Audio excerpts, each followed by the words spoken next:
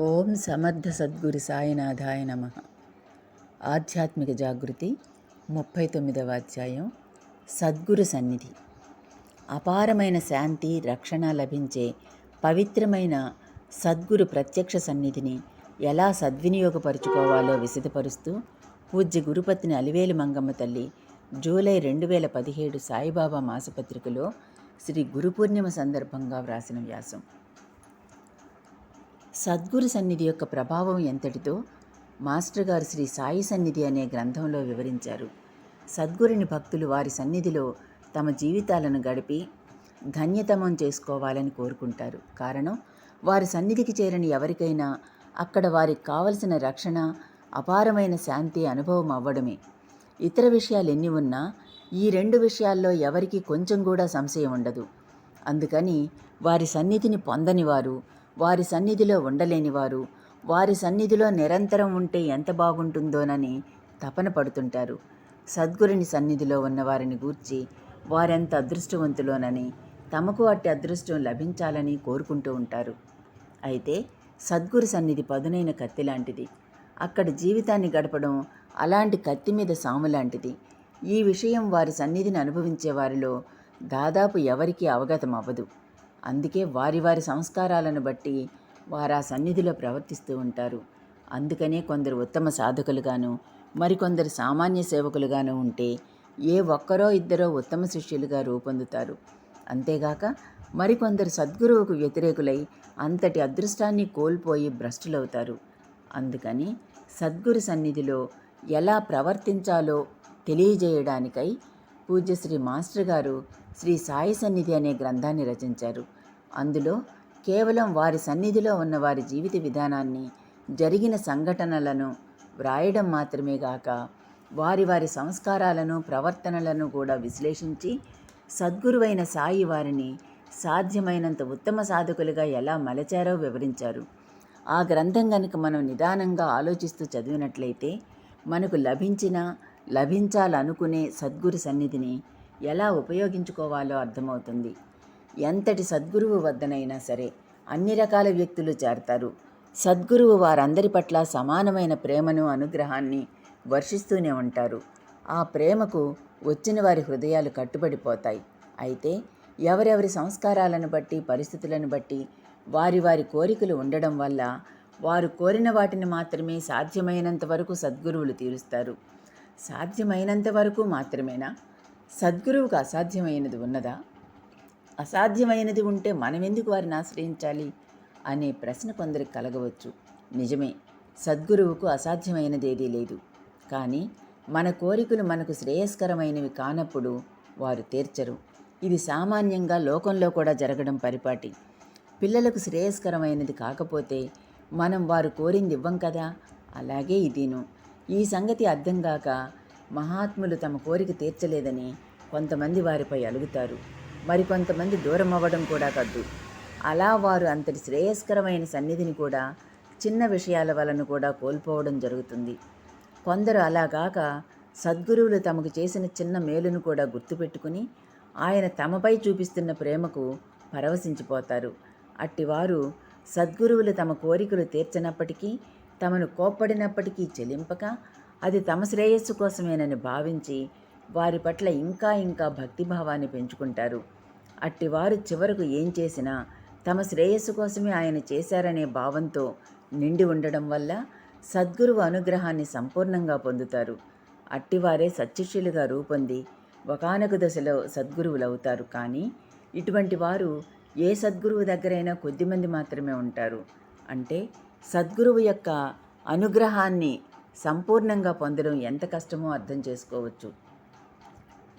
చాలామంది బాబా చెప్పినట్లు మామిడి పూతలాగా రాలిపోయేవారే. అయితే సద్గురువు చెంతకు వచ్చిన వారు ఏ ఏ కారణాలుగా మామిడి పూతలాగా, పిందెల్లాగా రాలిపోతారో మహాత్ముల చరిత్రలు చూస్తే కొంతవరకు తెలుస్తుంది.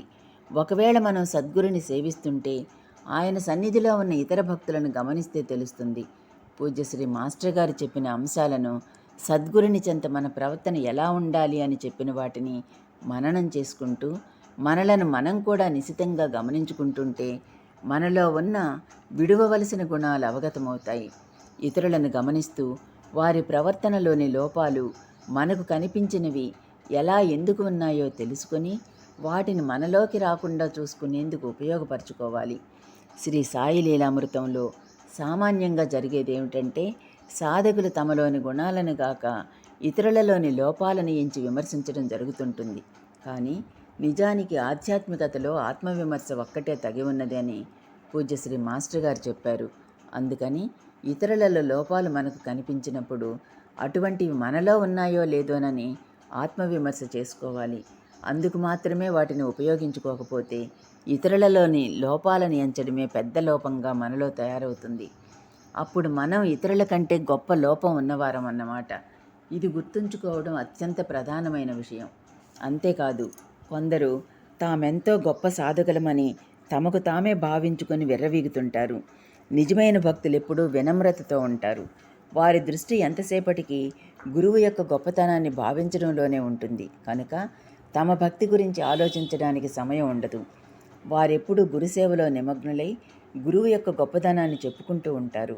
ఇక తమ సంగతి చెప్పుకోవడానికి సమయం ఎక్కడుంటుంది? అట్టివారే నిజమైన భక్తులు, సద్గురునికి ప్రీతిపాత్రులు. అలాగాక సద్గురు సన్నిధిలో కూడా తమ సంస్కారాలు ఎలాంటివో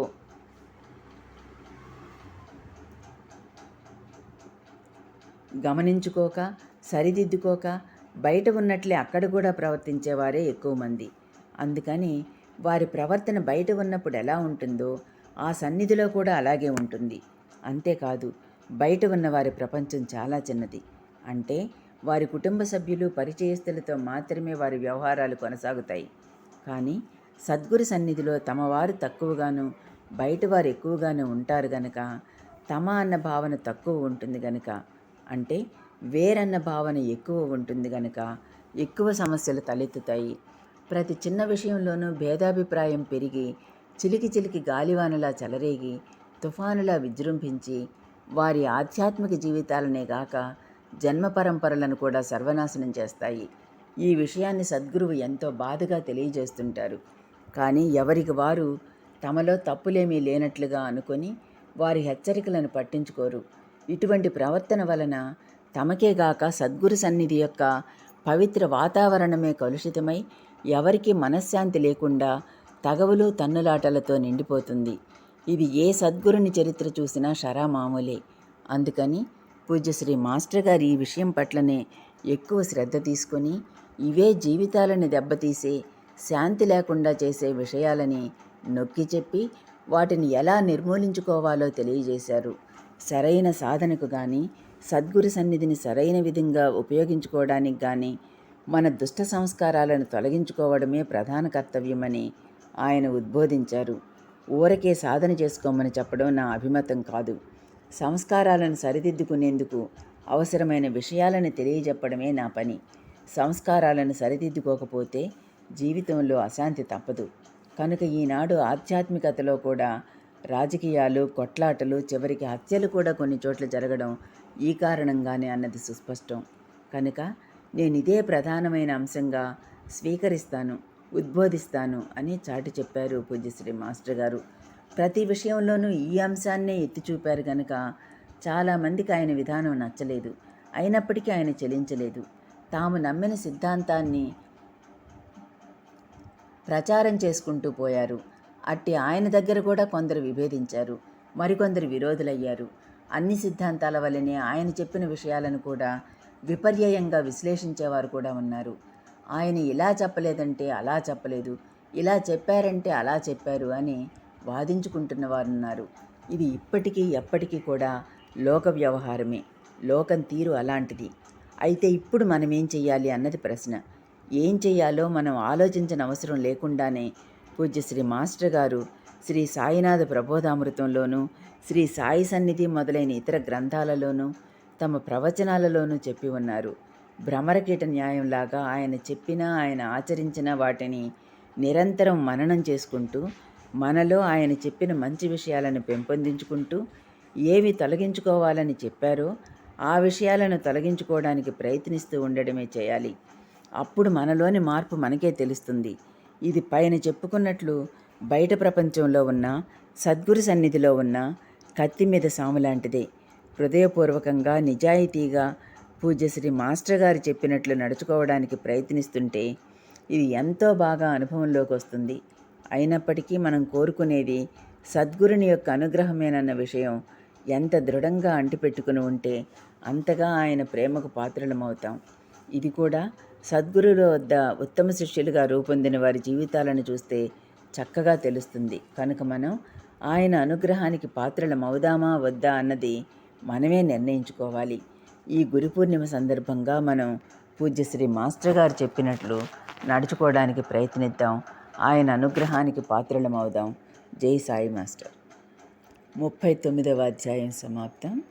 ఓం సాయిరామ్.